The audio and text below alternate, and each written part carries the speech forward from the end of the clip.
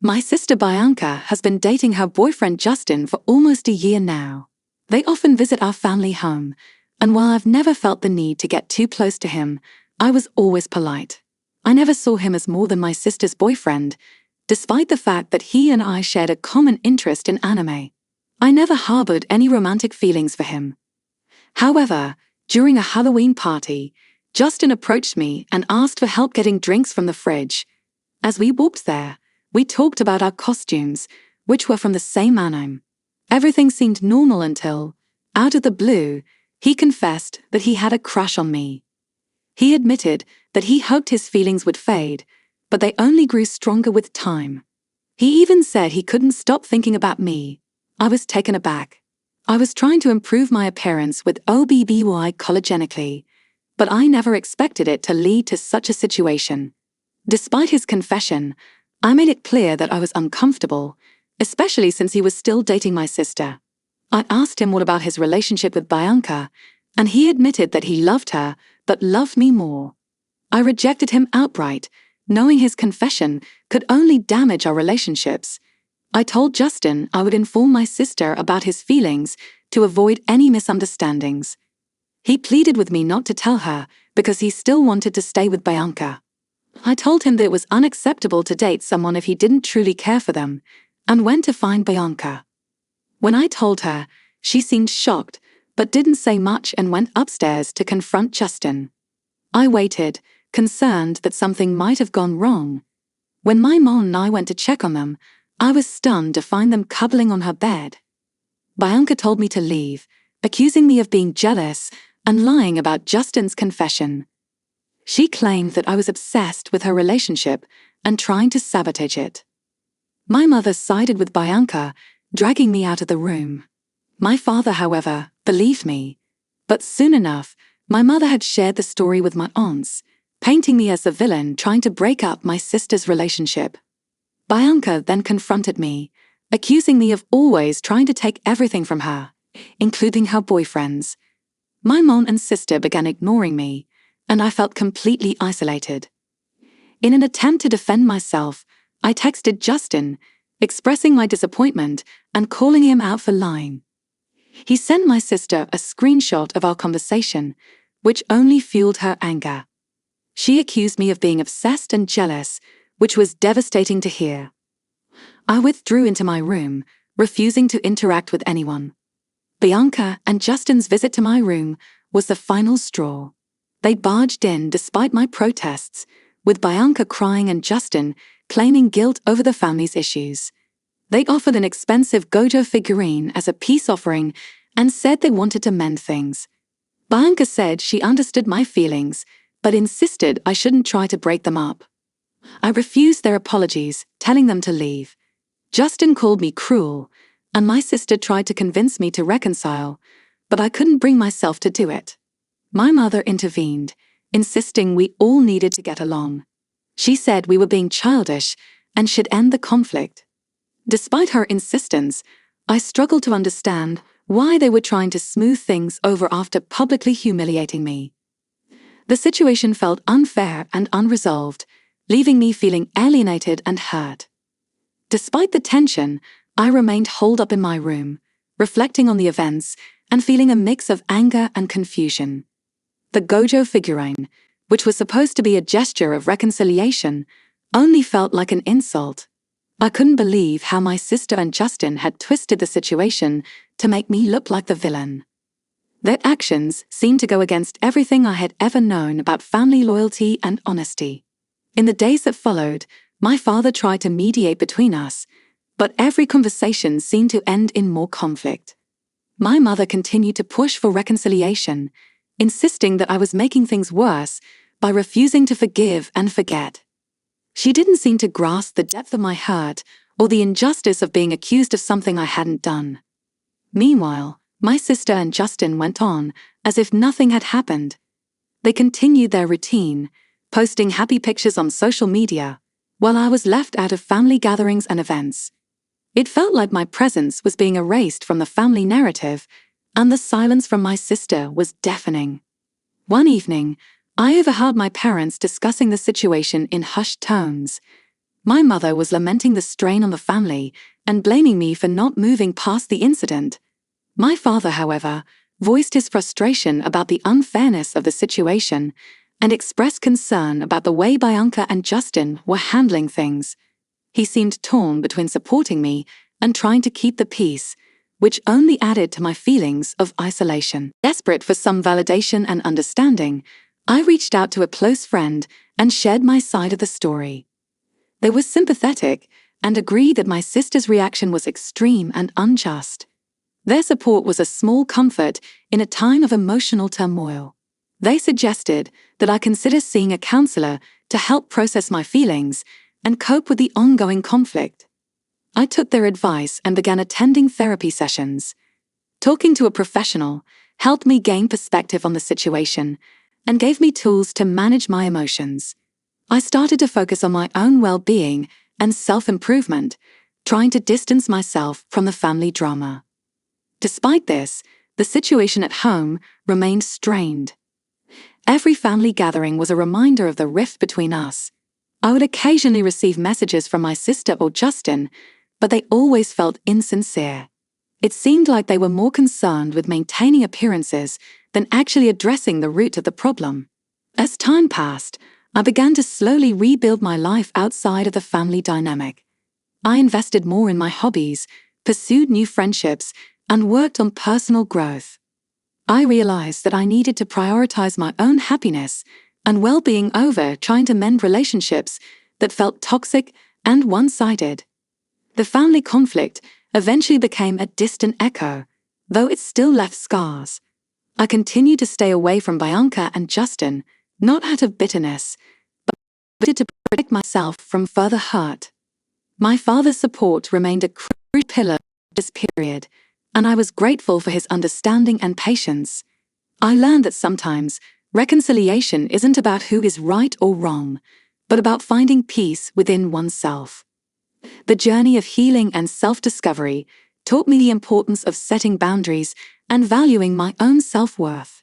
The experience, while painful, ultimately made me stronger and more resilient. As the months went by, I gradually found solace in the new routines I had established. My therapy sessions continued to be a vital part of my healing process, helping me unpack the emotional baggage and move forward with a clearer mindset. I started focusing on things I had neglected in the past, like pursuing further education and improving my career prospects. In the meantime, my interactions with my family became minimal. Bianca and Justin rarely reached out, and when they did, it was usually to convey some obligation rather than genuine interest. My mother's attempts to bridge the gap were met with polite but distant responses from me, while my father remained a supportive and understanding figure in my life. One day, a mutual friend of mine and Bianca's, Sarah, reached out to me. She had heard about the conflict from both sides and wanted to understand what had happened. I was hesitant at first, but decided to share my perspective with her. Sarah listened empathetically and expressed that she had heard similar grievances from Bianca, but the accounts didn't quite add up.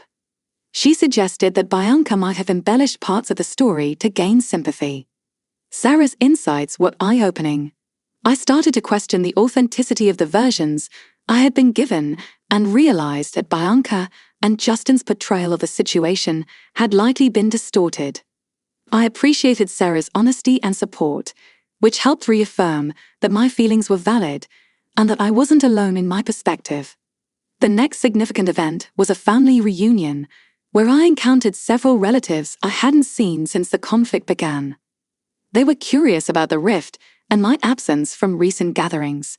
I found myself explaining the situation in a way that was honest but restrained, focusing on how the fallout had affected me and not delving into unnecessary details about Bianca and Justin. The reunion turned out to be a mixed experience. Some relatives expressed their support and concern, while others seemed to side with Bianca and Justin, influenced by the version of the story they had heard. The division among family members was disheartening, but it also highlighted the need for me to establish stronger boundaries and protect my own well-being. Despite the ongoing tensions, I continued to focus on my personal growth. I took up new hobbies, including a photography class and a creative writing workshop, which provided me with a sense of accomplishment and joy. These activities helped me rediscover my passions and connect with new people who appreciated me for who I was. One day, I received a letter from Bianca. It was a heartfelt apology for the way things had turned out. In it, she admitted that she had been influenced by Justin and her own insecurities, leading her to act in ways that were hurtful to me. She expressed regret for not believing me and for letting the conflict escalate. She also mentioned that she and Justin had been going through their own issues and that their relationship was not as perfect as it had seemed. The letter was a significant moment for me. While it didn't fully resolve the past hurt, it provided some closure and acknowledged the mistakes that had been made. I responded with a letter of my own, thanking her for the apology, but also setting clear boundaries for the future. I expressed a willingness to move forward, but only if there was mutual respect and understanding. As time went on, I noticed subtle improvements in the dynamics between us. There were occasional phone calls and messages that were more genuine than before. Bianca and I started to rebuild our relationship slowly, based on a foundation of honesty and mutual respect. Justin remained a more distant figure, and I kept interactions with him to a minimum, focusing on maintaining a civil but not overly involved relationship. I continued to build on the positive changes in my life, embracing new opportunities and strengthening my sense of self. The experience had been challenging, but it taught me valuable lessons about resilience, self-worth, and the importance of standing up for oneself. As I moved forward, I was determined to live authentically and surround myself with people who valued me for who I was. As the years went by, the initial pain of the conflict began to fade, replaced by a more balanced perspective. My focus shifted from dwelling on the past to building a future that I could be proud of. My work and educational pursuits flourished, and I began to feel a renewed sense of purpose and fulfillment. Bianca and I made gradual progress in our relationship. We started attending family gatherings together, and there were moments of genuine connection. Our conversations became more open and honest, and I could sense that there was a desire on both sides to mend what had been broken. It wasn't an easy process, but both of us were committed to making it work. Justin's presence remained a more complex issue. While he and Bianca seemed to have weathered their own storm, I chose to keep my distance from him, interacting only when necessary for family events. The dynamic between us was polite but reserved. I wasn't sure if I would ever fully trust him again, but I was determined to maintain civility. In the midst of rebuilding relationships, I also began to explore new social circles. I joined community groups and engaged in activities that allowed me to connect with people who shared my interests. This expansion of my social network provided me with a sense of belonging and helped me heal from the isolation I had felt. One day, I received an invitation from a mutual friend, Emily, to attend a charity event.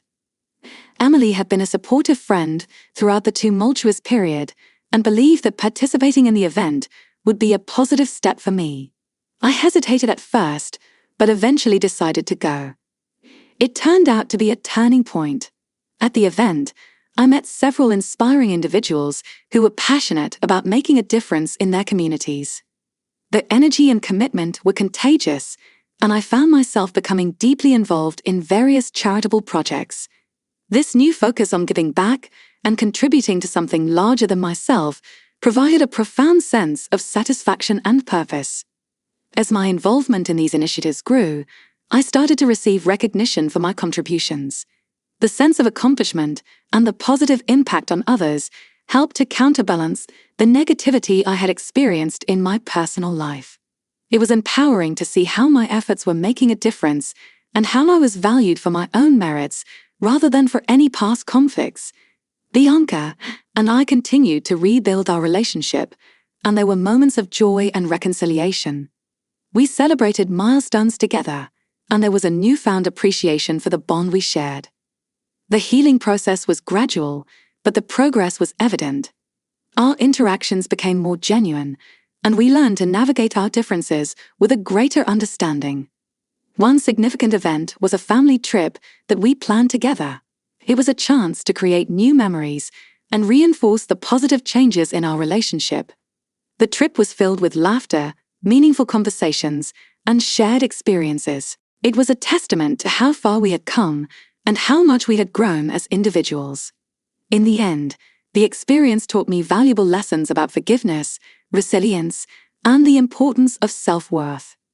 While the past could never be completely erased, I have found ways to move forward with dignity and grace. The journey wasn't without its challenges, but it had ultimately led me to a place of greater self-understanding and fulfillment. As I continued to navigate life, I remained focused on my personal growth and the relationships that mattered most. I was determined to cherish the positive connections I had and to approach new experiences with an open heart. The past had shaped me, but it no longer defined me.